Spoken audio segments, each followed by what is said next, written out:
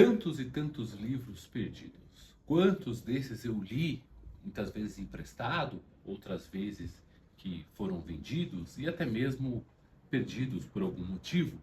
Gente, roubo. Eu me pergunto quantos desses livros foram tirados dos seus donos queridos e para onde eles se encontram. É com essa linha de pensamento também que eu comecei a montar essa série de vídeos sobre a Biblioteca Perdida.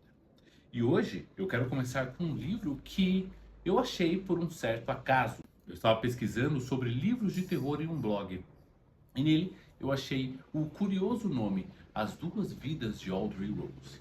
Eu me lembro muito bem que eu fui pesquisar um pouco mais numa época em que a internet nem era tão rápida assim, mas eu consegui encontrar um filme com Anthony Hopkins, o nosso querido Dr. Hannibal Lecter. E com a minha mente ingênua da época eu pensei, se fizeram um filme é porque o livro deve ser bom. Foi então que eu procurei nos livros e secos por aí o livro de Frank de Felita, As Duas Vidas de Audrey Rose. Ah, como eu me lembro. Não se importem se eu não olhar direto para a câmera, pois quero fazer algumas anotações enquanto isso, e tudo isso vai gerar um material extra, um mapa mental que eu vou distribuir lá no Panteão da Escrita. Então, se você não me segue, lá no Instagram, vai lá no diogo.escritor, entra no canal de transmissão do Panteão da Escrita, que você recebe esse material extra para você também. Mas, para não enrolar demais, solta a vinheta que a gente tem muito para conversar.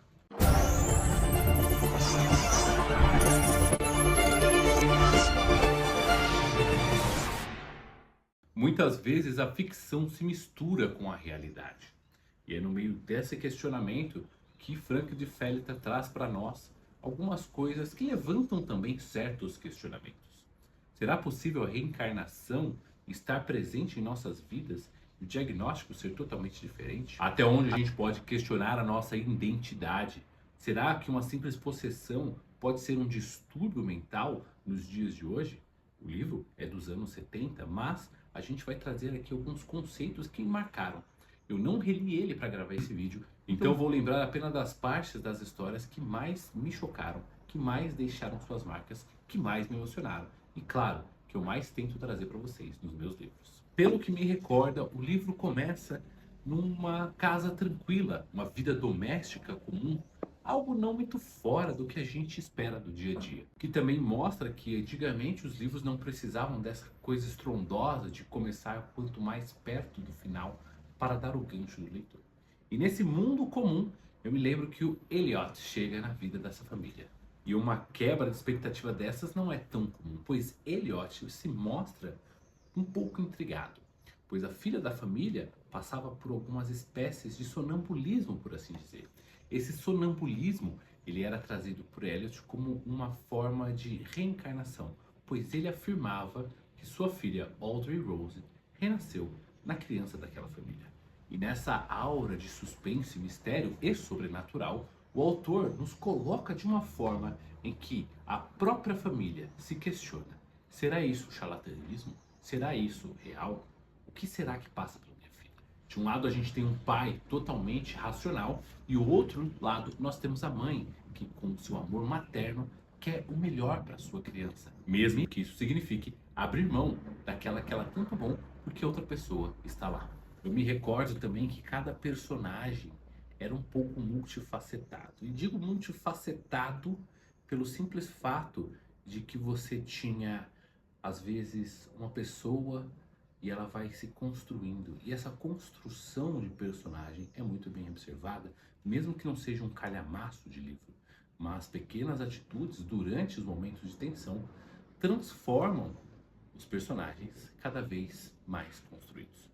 Eve, a pequena garotinha que sofre essa possessão, se é possível dizer, ou reencarnação, ela é dotada de inocência e curiosidade. E essa inocência é que estende a mão a Elliot, querendo ajudá-lo, pois ela também não gostaria de ficar longe de seus pais. Bill, que é o pai racional e cético, tenta afastá-la de qualquer jeito. Porém, sua mãe Janice fica dúvida entre a razão e a fé, pois ela mesma sabe até onde chegaria para o melhor da sua filha. E encontra em Elliot as ações que somente o pai de verdade poderia realizar. E essa construção psicológica ela é fundamental para a gente construir essa empatia com os personagens. E para finalizar, nós temos a própria Audrey Rose. Talvez você não enxergue ela como uma personagem bem construída, mas quando Eve passa por esses momentos de possessão, reencarnação, crise de identidade, chame como você quiser, nós temos uma pessoa totalmente nova. Uma criança assustada que morreu no meio de um incêndio e está procurando apenas o abraço do pai.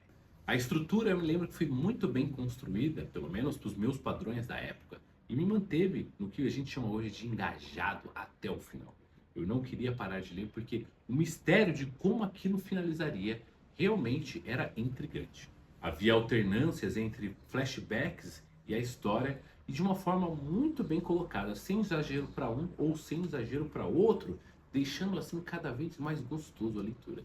Eu lembro que eu li enquanto estava na condução, então eu sabia onde exatamente parar. Ou eu parava no meio final de um flashback, ou eu parava no final da história para começar um flashback ao retornar à leitura. Eu não vou ser o cara chato que vai chegar aqui e te contar o final, mas eu te garanto que o clímax foi um absurdo. Nós temos ali todos os personagens principais em meio a um ataque de nervos da nossa pequena Eve e ela naquela discussão. E eu, claro, que eu fui correr atrás para assistir o filme depois. E foi tão emocionante quanto ver a cena final, na qual eu até posso dizer que o tema principal é a reencarnação.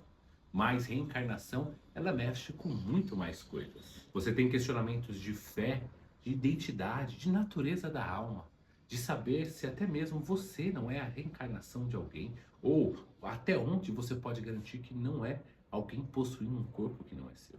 E uma coisa que eu gostei muito é que o livro ele tem algumas referências simbólicas que dão esse aprofundamento. Ele trabalha muito com fogo e água quando vai se tratar de temas mais quentes ou frios. E claro, como diz, o simbolismo é o que permite diversas interpretações. Eu me recordo muito bem que na época eu pensava em contar alguma coisa parecida com o Exorcista ou a Profecia, mas foi totalmente diferente. A questão de demônios não é nem um pouco citada para querer assustar o leitor, e somente a tensão, o terror psicológico das famílias é o que é abordado.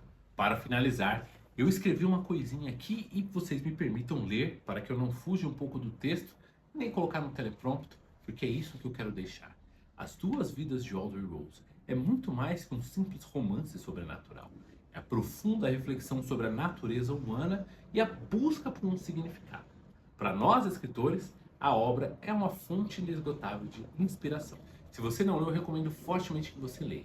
Eu, infelizmente, não tenho ele aqui na minha biblioteca, pois o nome do quadro é Biblioteca Perdida, mas pretendo futuramente colocá-lo na minha coleção.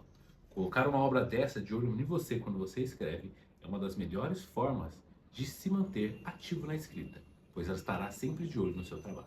E eu finalizo aqui falando para você, se você já leu esse livro, deixa aqui nos comentários, conte para todo mundo se realmente você gostou ou não e qual foi a sua sensação ao ler ou até mesmo assistir As Duas Vidas de Audrey Rose. Nós temos mais 11 livros para falar aqui na Biblioteca Perdida e espero que vocês também acompanhem. Se tiver uma sugestão do próximo livro, da lista que tem do vídeo anterior, já deixa aqui nos comentários também.